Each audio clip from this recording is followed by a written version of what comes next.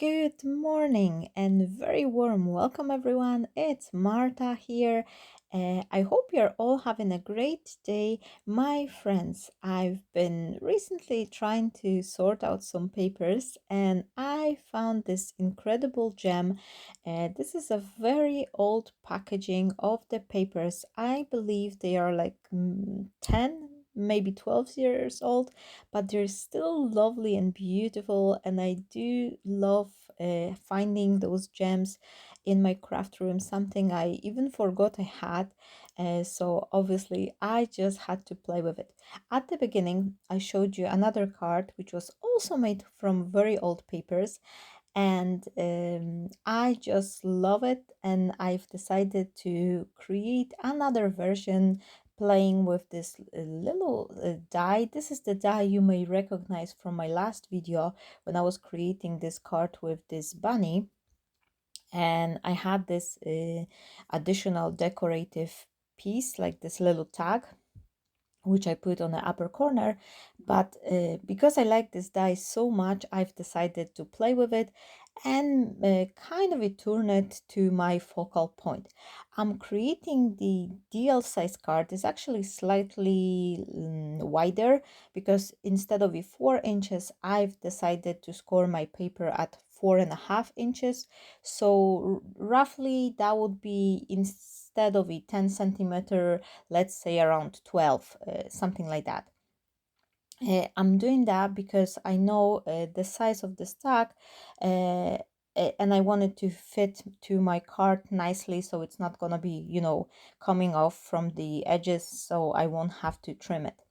I've created this golden mat for underneath this paper, and now I am cutting the words thanks, because I needed 2 thank you cards. And then I'm cutting this little piece also from this paper. No one will see it, that it's missing from behind. And I also cut another bits, one for each letter. I actually cut one in white and one in gold, and now I'm just sorting this alphabet dice. These are from Spellbinders, a very old alphabet as well. Today I'm actually playing with all the old equipment I have, but I like to bring them to my desk because I know that we live in this fast world when, every month, every week we have new releases, new collection, new products, but it's important to keep using, reusing whatever you have. And this also gives me, after so many years of crafting, I have this kind of a perspective when I am more caution from buying novelties, and I'm also like more aware if this is something which is in my style, if this is something which will help me to last longer. Here it's a great tip for layering those intricate bits whenever you have something which is super lacy and there's lots of different, openings. There's an intricate die piece. You can put a little piece of the glue on your hand, and you can see here it takes me no second. I just gently dip it from the backside, and then I am placing it on top of another piece, creating this beautiful shadow piece element. And what is important, if you use the glue this way, there is less chance for glue to ooze out from the sides. You actually have this clean effect and less messy. You don't have to try to put glue on those little tiny bits.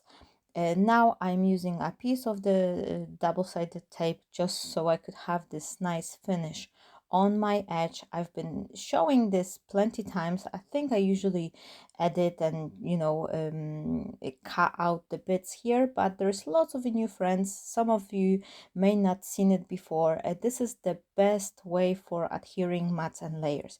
If you put the tape all over the 4 edges, then slightly release it from one side, as I'm doing here, and add a dash of glue to those corners. This will provide you with a little bit of the wiggle room, so you could place your paper exactly as you need it. Like you can move it a little bit thanks to this liquid adhesive, and then once you have it in the right spot, you just pull those paper release papers from underneath and you're good. Your paper is always like 100% straight. Your layers look nice, professional, and they are always like straight, so you don't have to worry about, you know, placing them anymore. Now I am finishing off the other bit of this cardboard box, which I was using in my last video, because this is a good material. It provides me with dimension.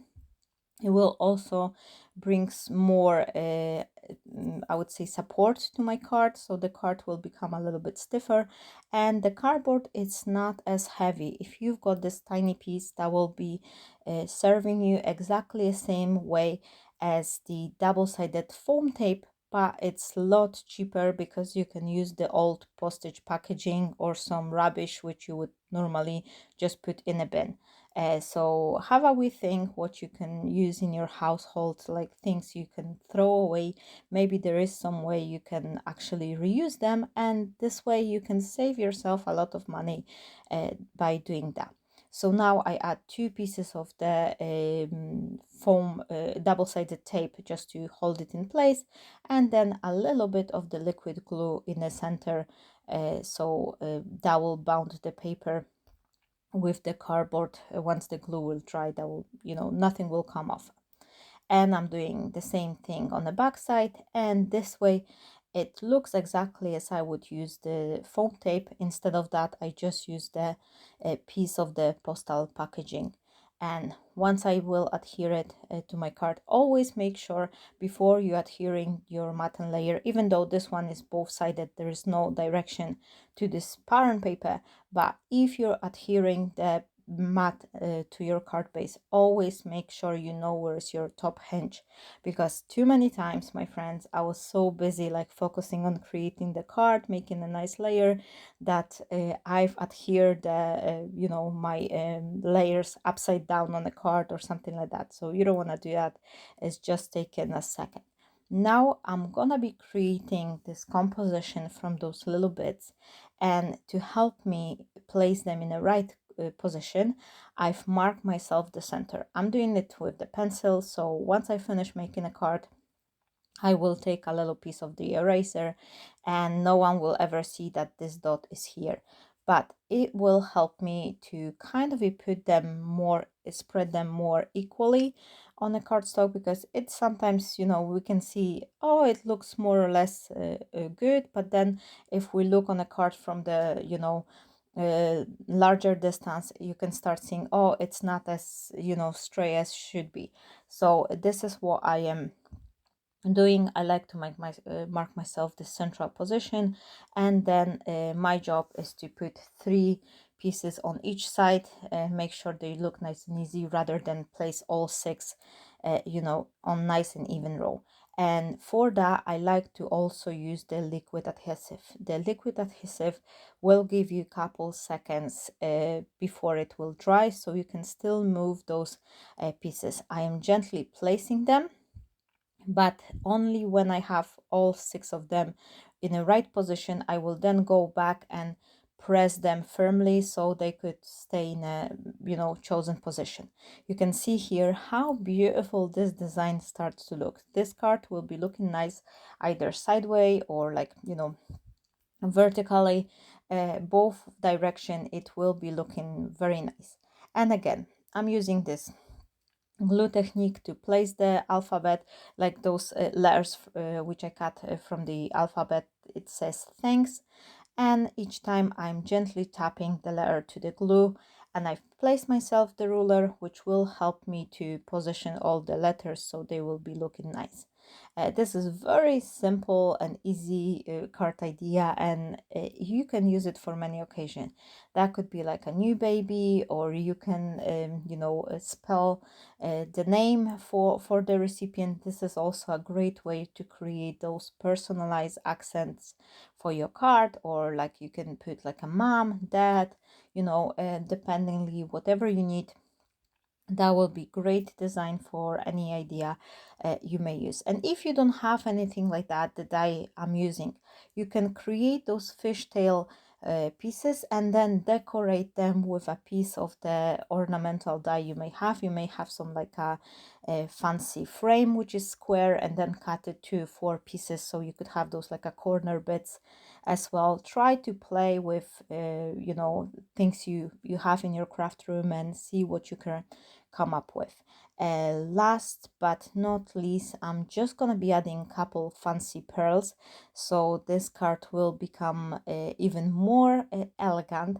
And if you're watching up till this point, please say hi in a comment. Let me know where are you watching from, what occasion you like to create your card for. Like, are you more elegant, or what design you like to use? And also, if you've got any die which you don't know what to do with, like you use it in a you know, this basic first use. Usually whenever dies are released, they are shown the way to use, and then you just think like, oh, I would like to do something else with this die. Let me know in a comment the die name, the company name, and I'll try to see if I have the same die, and then I will come up with a couple ideas for you to use, so you could get even more inspiration from my channel. Thank you so much once again, everyone. I hope you enjoy it, and if you do, please don't forget to give a like and subscribe to my channel. I will see you shortly in another video. Stay blessed and bye bye.